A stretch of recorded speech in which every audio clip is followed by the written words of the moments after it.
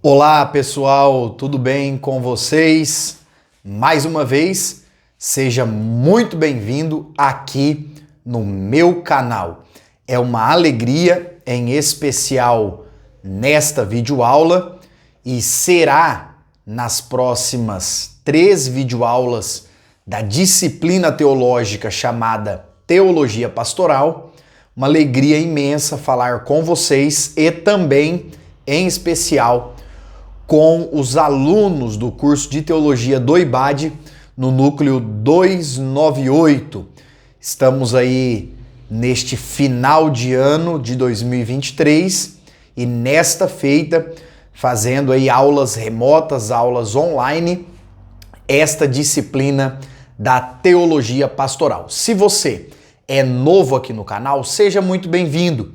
Fique à vontade para se inscrever e ficar por dentro aí dos vídeos que nós colocamos para abençoar a sua vida e a sua família, principalmente a nossa jornada cristã, aguardando a volta do Senhor Jesus Cristo. Pois bem, queridos, nós temos aí a proposta, conforme está na capa desse vídeo e também no título, de falar da disciplina teológica chamada Teologia Pastoral. Dentro da teologia, da ciência que estuda a revelação de Deus ou aquilo que Deus desejou revelar acerca de si para a humanidade, nós temos várias matérias, vocês sabem disso. Nós temos aí a teologia sistemática, que estuda as principais doutrinas. Temos a cristologia, que estuda a doutrina de Cristo. Temos a angelologia, que estuda a doutrina dos anjos, e assim por diante. São inúmeras doutrinas dentro do conhecimento teológico. E uma delas, pouco falada e pouco comentada, é a pastorologia.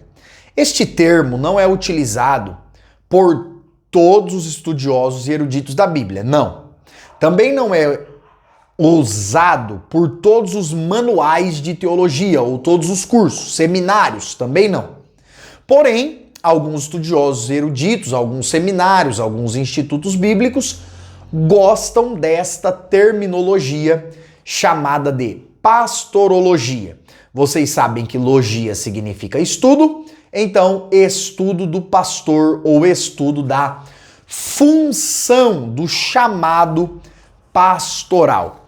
E nós precisamos entender que o que diz respeito ao pastor, aquele que recebe este ministério, esta vocação ou esta chamada da parte de Deus, existem alguns ofícios, alguns dons, algumas funções que estão aí ligadas ao pastor ou aos pastores.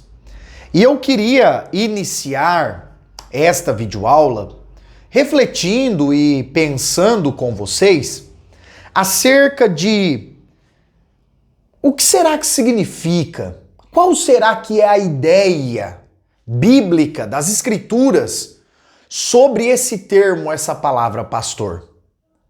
Porque na Bíblia ela aparece muitas vezes. Agora, no contexto bíblico, tanto do Antigo como do Novo Testamento, muitas vezes a expressão pastor tem a ver com o ambiente rural, ou seja, com o campo. Por quê?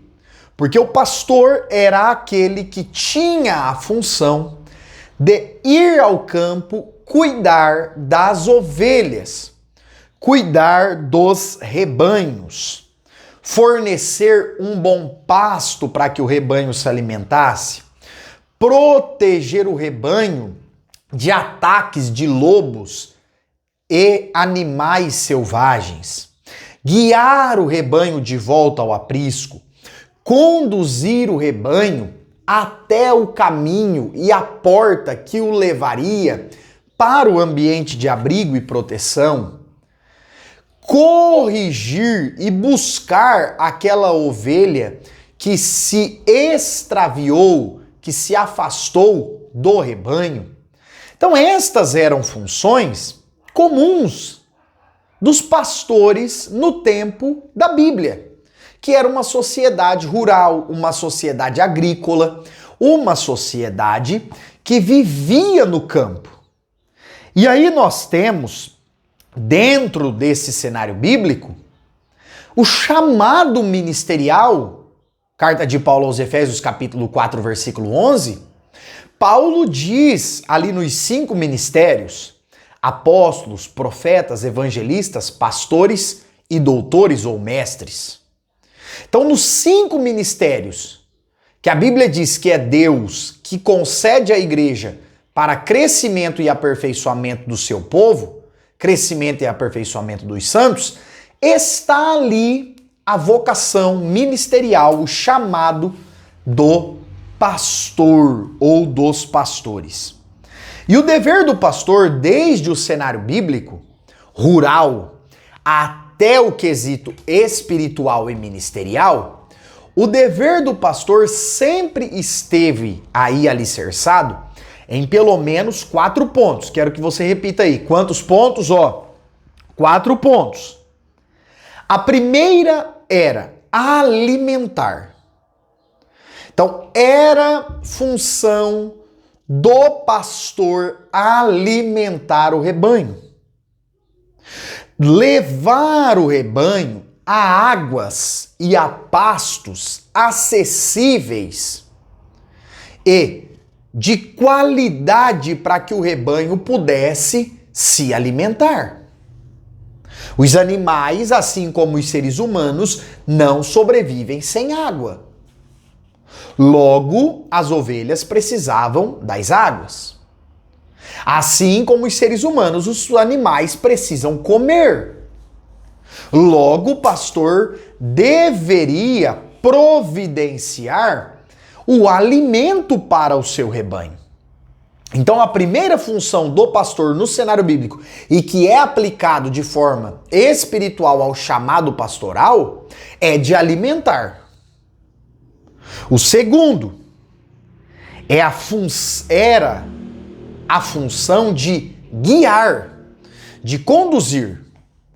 E aí vocês já devem ter visto aquelas imagens em filmes, em desenhos, em trabalhos infantis, em que o pastor está com o cajado na mão. E ele vai andando com o seu cajado. Isto por quê? Porque o cajado era usado pelo pastor para guiar as ovelhas para o caminho correto. E aí a gente já desmistifica e já cai por terra aqui um jargão dos crentes. Eu costumo brincar que é a linguagem do crentez. O crentez diz o seguinte: olha, o cajado foi pesado. Olha, a pregação foi cajado. Porque criou uma falsa ideia que cajado era para bater nas ovelhas. E muito pelo contrário. O cajado era usado pelos pastores para guiar as ovelhas, para direcionar as ovelhas. Então aqui já desmistifica, já cai por terra aquela ideia de falsos pastores que diz: o meu negócio é cajado, o meu negócio, olha, é cajado, o meu negócio é sério, é pegar as ovelhas e corrigi-las com o cajado. Esta expressão não está de acordo ou alinhada com a ideia bíblica do pastor que usava o seu cajado para guiar a ovelha pelo caminho correto. Então, na verdade, o cajado do pastor, ali o seu instrumento que ele anda sempre junto e vai guiando, dava uma ideia de autoridade para ele, não para bater, mas para guiar as suas ovelhas. Depois também era função do pastor agrícola, e é aplicado na função pastoral, a ideia de proteger as ovelhas. Então, o chamado pastoral era e ainda é um chamado para proteção. Proteger do quê, queridos alunos? Proteger dos lobos, proteger dos falsos pastores, proteger aplicando dos falsos ensinos, proteger das falsas ideologias, proteger do falso evangelho, proteger dos falsos profetas. É função pastoral a proteção. Olha, irmão, eu ensino e não estou preocupado se o povo está protegido ou não. E aí, talvez, o ensino verdadeiro, a exposição bíblica, a pregação verdadeira do evangelho, seja a melhor maneira de proteger as ovelhas. Porque a pregação genuína do evangelho vai capacitar a ovelha a não dar ouvidos a falsas doutrinas de falsos profetas. A pregação genuína do evangelho vai alicerçar espiritualmente o crente para que ele não fique, como Paulo escreveu, falando e sendo levado por falas, por falsos ensinos, falsas ideologias, falso evangelho. Então é função pastoral também a proteção. E por fim, ajudar as ovelhas. Quem não se lembra da famosa parábola que Jesus conta em Lucas 15, ali começando com a ovelha perdida. O texto bíblico diz que o pastor deixou as 99 e foi buscar a ovelha perdida. Em outro cenário, Jesus olha para os fariseus que o questionavam acerca do sábado e diz: qual de vocês, se a ovelha cair no abismo, não vai descer lá, não vai retirá-la, não vai ajudá-la? Então era função pastoral ajudar as ovelhas.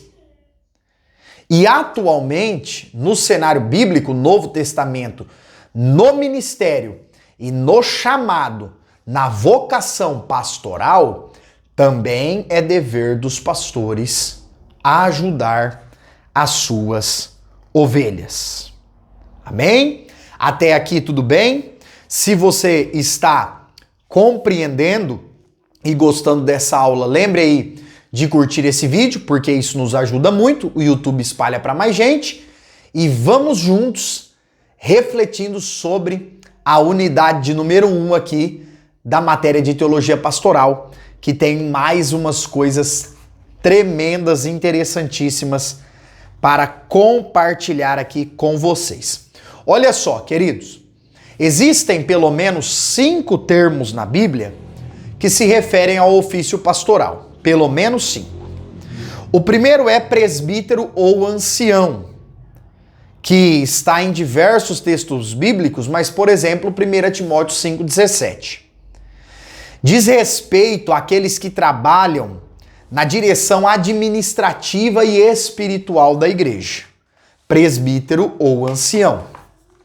Depois nós temos o bispo ou o supervisor. A palavra bispo ou supervisor vem de episcopos. A palavra presbítero e ancião vem de presbíteros. Então agora, falando de bispo ou supervisor, episcopo. Por isso que Paulo diz, aquele que deseja o episcopado, boa coisa deseja. Compreendeu? Paulo está dizendo, aquele que deseja ser um bispo ou um supervisor na obra de Deus, está desejando boa coisa. Diz respeito ao quê?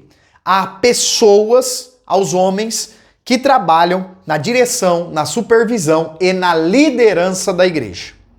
Depois nós temos o termo pastor propriamente dito, vindo da expressão poimen, que fala de uma posição de liderança para dar direção e provisão. Então é alguém que tem uma autoridade, é alguém que está em uma posição elevada de liderança para quê? Para dirigir, para supervisionar e para prover conforme as necessidades da igreja.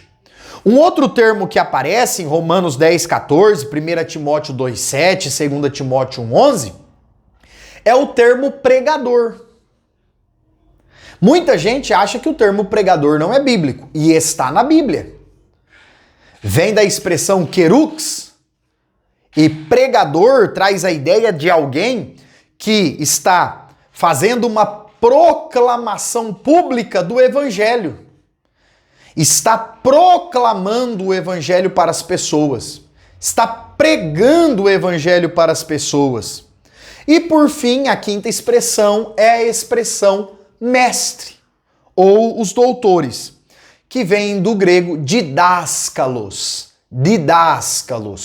e traz a ideia aí de alguém que é um tutor, que é um professor, que é um mestre.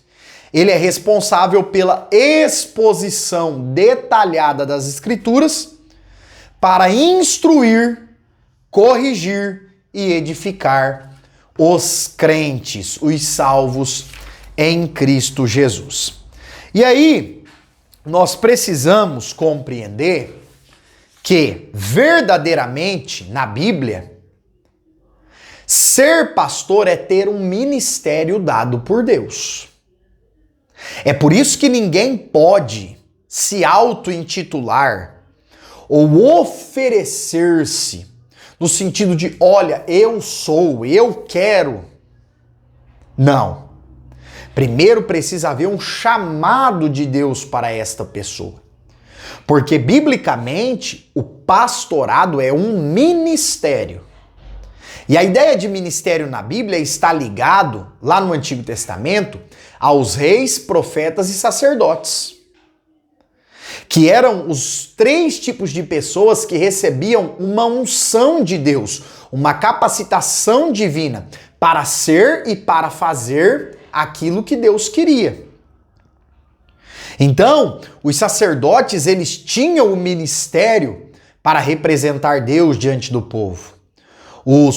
Ou melhor, corrigindo aqui, os sacerdotes tinham o ministério para representar o povo diante de Deus. O profeta, agora sim, o profeta recebia o ministério para representar Deus diante do povo.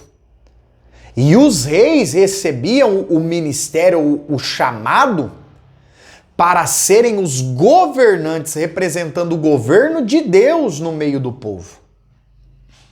Então, no Novo Testamento, os 5 ministérios de Efésios 4:11 traz a ideia de pessoas que recebem uma unção de Deus, uma capacidade espiritual de Deus para trabalhar no corpo de Cristo para corrigir, edificar e direcionar o corpo de Cristo. Olha só que coisa tremenda. Então, biblicamente, o chamado pastoral, ele é um ministério. E aí você vai ver eu e outros falando muito dessa expressão chamado, porque na Bíblia nós temos alguns chamados universais. Alguns chamados que são para muita gente, que são para todos. Por exemplo, o chamado da salvação é para todos. O chamado para a oração, o jejum, a consagração é para toda a igreja, para todos os crentes, para todos os salvos. Agora, no trabalho da seara do Senhor, no trabalho ministerial, no servir o corpo de Cristo, em ocupar uma função de liderança no meio do corpo de Cristo, aí nós temos que entender que existem chamadas específicas. Não são todos os crentes que Deus vai chamar para um dos 5 ministérios. Não são. Não são todos os crentes que serão desbravadores como apóstolos. Não são todos os crentes que serão profetas, proclamadores em tom profético da mensagem divina. Não são todos os crentes que serão ministerialmente chamados para serem evangelistas, pregadores públicos do evangelho, ganhando muitas almas, realizando no poder do Espírito Santo sinais e maravilhas. Não são todos. Não são todos os crentes que serão chamados ao ministério do ensino, de mestres, doutores. E também não serão todos os crentes que serão chamados ao ministério pastoral. E coisa triste, queridos, É quando alguém não compreende o chamado que Deus lhe fez. Há uma expressão tremenda de um grande escritor best-seller americano que diz que ministerialmente o pior sucesso de um homem de Deus é ter sucesso naquilo que Deus não lhe chamou para fazer. Então, o maior fracasso de alguém que trabalha no reino de Deus é querer ser bom, querer ter êxito, querer ir adiante em uma chamada que Deus não lhe deu. E aqui nós precisamos compreender que não existe para Deus e para o reino chamada maior e chamada menor. Olha, esse dom é mais importante, esse dom é menos. Olha, o mestre é mais do que o evangelista mais que o profeta. Não, nada disso. No reino de Deus, o importante é que cada um cumpra com fidelidade e integridade o chamado que recebeu de Deus. Então nós precisamos entender que quem vocaciona e capacita é o Senhor. E existem chamadas específicas para cada um de nós. Um exemplo que eu gosto muito de citar, Marcos capítulo 1, Jesus passou na beira da praia, olhou para André e para Pedro e disse: "Vinde após mim, farei de vocês pescadores de homens." Daqui a pouco encontrou Tiago e João e disse: "Vinde após mim." Só isso. Ele não cita para Tiago e João: "Venha ser pescadores de homens também." E quando a gente para analisar, o Pedro e o André foram mais proclamadores, pregadores, atuaram mais como evangelistas do que como pastores. O Tiago e o João não, foram pastores por excelência. O que é isso?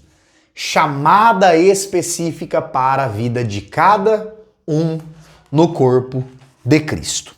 Amém? Até aqui tudo bem? Legal? Tá gostando dessa aula? Está te ajudando, compreendendo alguma coisa? Deixa aí nos comentários aqui embaixo suas dúvidas, perguntas, comentários para nós interagirmos através aí deste canal maravilhoso do YouTube. Queridos, agora falando um pouquinho para avançarmos sobre confirmação do chamado.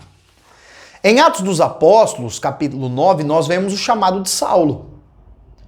E o texto bíblico mostra que conforme Saulo se converteu e realmente mostra frutos de arrependimento, daqui a um tempo, os anos se passam, alguns falam aí de 14 anos, Deus vai usar Barnabé, o Espírito Santo vai falar com ele, e Deus vai usar Barnabé para buscar o Saulo para trabalhar na obra do Senhor. Então perceba, quem o chamou foi Cristo, quem o vocacionou foi Cristo, ele foi ungido com o poder do Espírito Santo, Jesus disse para ele que ele pregaria para os gentios, pregaria para muitas pessoas, e aí Deus confirmou a chamada de Saulo usando a vida de Barnabé e a igreja de Antioquia. Então aqui tem um ponto sério. Existem muitos casos, sim, em que os homens não querem reconhecer o chamado de Deus na vida de alguém. Existe. Mas nós precisamos entender que se Deus chamou alguém, Deus vai usar pessoas, Deus vai levantar pessoas, Deus vai usar uma comunidade de fé, uma igreja, uma parte do seu corpo, do corpo de Cristo, para confirmar o chamado na minha vida, na sua vida e na vida de alguém. É impossível nós aceitarmos e crermos no chamado de alguém sem que Deus tenha confirmado esse chamado, sem que um grupo de irmãos, a comunidade de fé, veja o chamado de Deus na vida desta pessoa. E aí, irmãos, nós não estamos falando de se oferecer, de se mostrar, nada disso. Você vai única e simplesmente trabalhando para Deus e no reino de Deus e naturalmente. Você quer ouvir uma expressão bonita sobre isso? paulatinamente. Quer ouvir uma expressão aí bem brasileira sobre isso? Devagarinho. Devagar, devagarzinho. Deus vai fazendo questão de confirmar o chamado. Geralmente, aquelas pessoas que são apavoradas para que Deus confirme, que Deus levante, que Deus sopre, que Deus faça e que Deus, olha, eu quero, eu preciso, eu tenho que ser ungido e reconhecido e receber a carteirinha. Geralmente as pessoas que são assim, para o ministério, para o serviço do reino, é porque não tem chamada. Perdoe a sinceridade do professor. Vocês que são da turma de teologia, que me acompanham na escola bíblica dominical, vocês que já me ouviram pregar, sabem. Nós temos que ter esse compromisso com as escrituras. De falar a ideia e a verdade bíblica. E infelizmente, irmãos, o que nós vemos na Bíblia é a chamada sendo confirmada por Deus naturalmente. Gideão tá malhando trigo no lagar. O Eliseu tá empurrando a 12ª junta de bois. Jesus, tá vindo no deserto só para ser batizado. O João Batista já, eu sei a chamada dele, é Cordeiro de Deus que tira o pecado do mundo. Então, queridos, a chamada de Deus é confirmada nas nossas vidas de maneira gradativa, aos poucos, dia após dia. Amém? Então vamos lá para o capítulo de número 3. Vamos lá. Falar um pouco sobre o pastor, a chamada pastoral e o caráter. O que é essa ideia do caráter?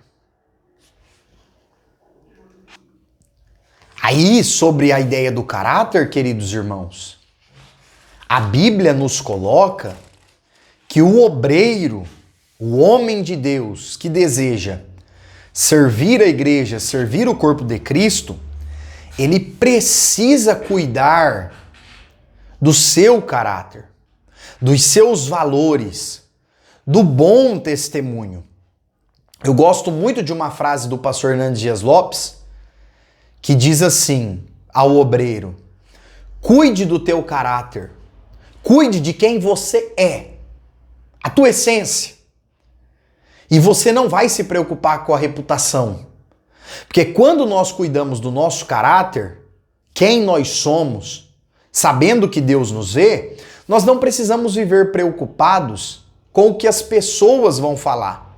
Porque se nós formos irrepreensíveis, tivermos um caráter que glorifica a Deus, a única coisa que poderão falar é o bem a respeito de nós.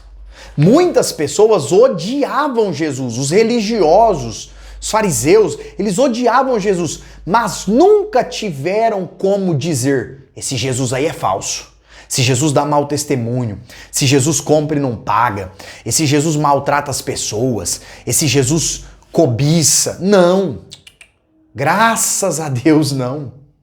Então, se nós cuidarmos do nosso caráter, automaticamente nós daremos um bom testemunho. Viveremos de forma irrepreensível, de forma que não haverá o que repreender.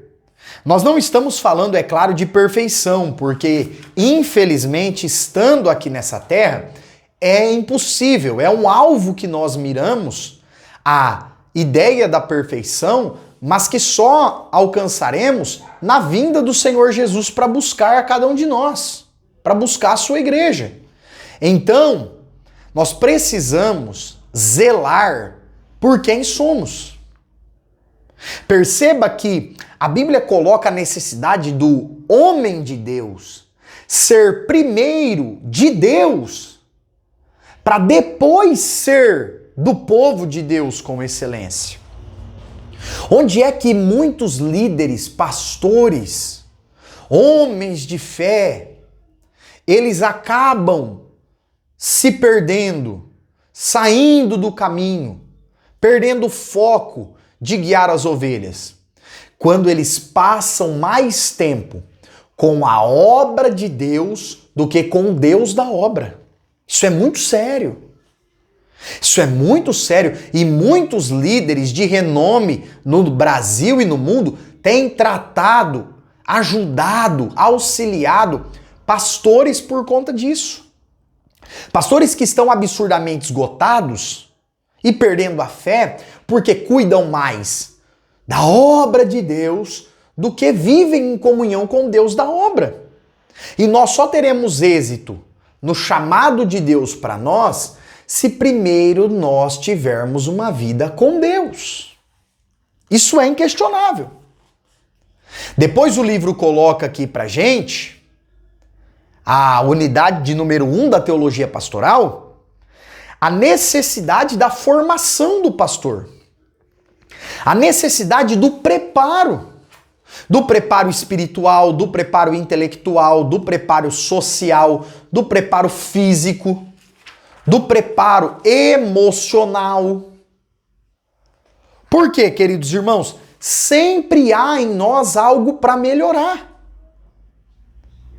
Durante muito tempo, muitos cristãos foram declaradamente contra o homem de Deus se preparar. Olha, não precisa preocupar com estudo, não precisa preocupar em cuidar da saúde, não precisa preocupar em orar antes de pregar, em ler a Bíblia antes de pregar, não precisa se preocupar em fazer um curso teológico, não precisa se preocupar em estar na escola bíblica dominical, porque o Espírito Santo vai dar o que você vai falar, ele vai revelar tudo e pronto, acabou. Não é isso que a Bíblia diz. Quando Jesus disse que o Espírito Santo vai revelar tudo para nós falarmos, João 16, se não me falha a memória, é no contexto de perseguição. Quando você for preso, quando eu for preso, quando alguém quiser nos matar por causa da nossa fé, o Espírito Santo vai nos dar as palavras que nós precisamos.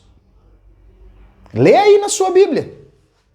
Lê aí na sua Bíblia os versículos que vêm antes e depois do texto que diz que o Espírito Santo vai revelar tudo.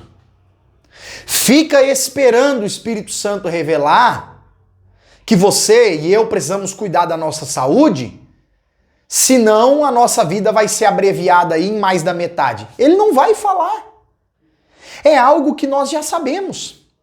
Fica aí esperando o Espírito Santo falar para você, homem de Deus. Você precisa cuidar da sua esposa e dos seus filhos para não ganhar o mundo inteiro e perder a família. O Espírito Santo não vai revelar isso. Porque essas coisas já estão escritas, já estão nas escrituras, já estão como princípios de Deus para nós, que se nós ouvirmos, lermos e obedecermos, nós seremos abençoados. Então, queridos, o preparo envolve todas as áreas. O pastor, aquele que recebe a chamada pastoral, ele deve viver espiritualmente preparado. Com a sua vida de oração, com a leitura da Bíblia, sempre meditando em um texto bíblico, sempre aprendendo a palavra de Deus, praticando dias, momentos de consagração e jejum, porque Jesus foi claro em dizer que existem castas de demônios que só saem com jejum e oração. Porque o homem de Deus precisa ser irrepreensível, precisa sacrificar a sua carne. E essas coisas estão ligadas ao jejum e à oração. Precisa estar preparado espiritualmente. Depois, precisa estar preparado socialmente e culturalmente. O pastor precisa ser alguém que saiba lidar com culturas distintas. O pastor visita a casa de 3 pessoas em um dia, por exemplo, um domingo à tarde faz 3 visitas, cada família é de um jeito. Cada família veio de um lugar. Cada família tem uma história, cada família tem um passado. Cada família é de uma forma.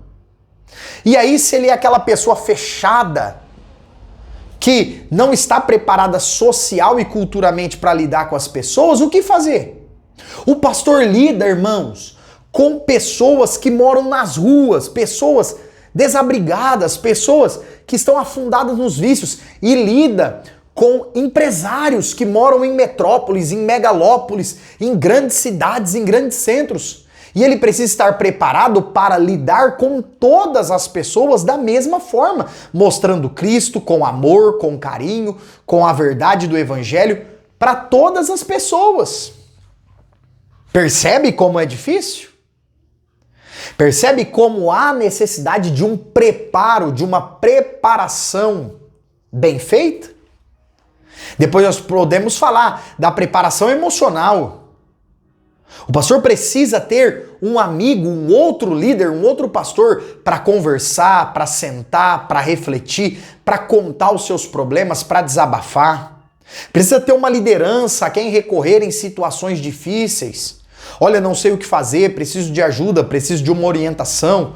Olha, estou cansado, esgotado. Precisa ter um corpo de obreiros preparado para deixar no seu lugar ali 1 semana, 2 semanas, para estar descansando, tirar férias, repousar com a sua família e voltar renovado para fazer a obra do Senhor com êxito, com galardia, como o Senhor deseja que seja feita.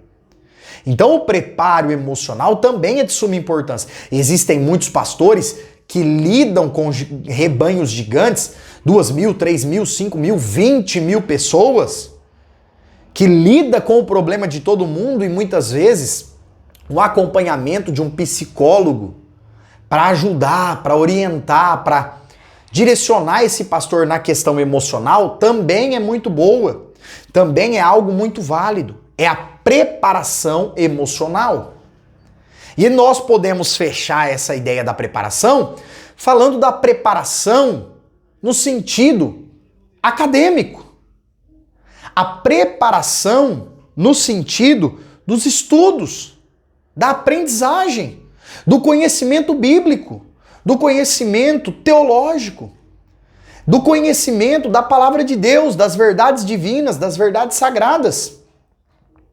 Irmãos, existem poucas coisas tão vergonhosas quanto um pastor ter dificuldade de explicar algo simples da Bíblia para alguém. Ah, irmão, mas Deus chamou os mestres para isso.